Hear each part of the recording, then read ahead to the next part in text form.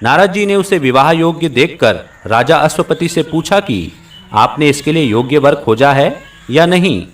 राजा ने बताया कि मैंने सावित्री को वर खोजने के लिए भेजा था, वह अभी लौट कर आई है और अब वही बताएगी कि उसने अपने पति रूप में किसे पसंद किया है।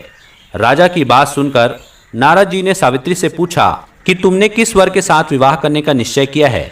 सावित्री ने परम विनम्र हो हाथ जोड़कर निवेदन किया कि महाराज, राजा ध्युमतसेन का राज्य रुक्मी ने छीन लिया है और वे अंधे होकर रानी के साथ वन में रहते हैं।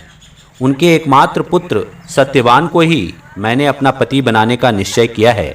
सावित्री के ऐसा कहने पर नारद जी ने राजा अश्वपति से कहा कि आपकी कन्या ने वर खोजने में निसंदेह भारी परिश्रम किया है।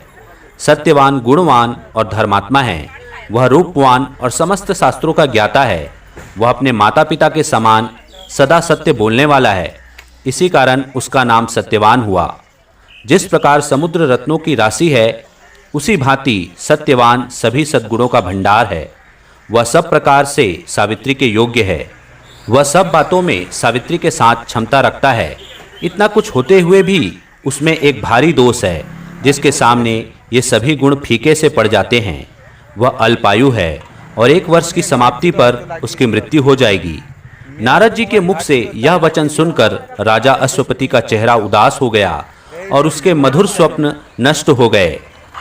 नारद के वचन कभी मिथ्या नहीं हो सकते, ऐसा विचार कर उन्होंने सावित्री को समझाया कि ऐसे छिड़ायु व्यक्ति के साथ विवाह करना कल्याणकारक नहीं है, इसलिए कोई अन्य वर पसंद कर लो।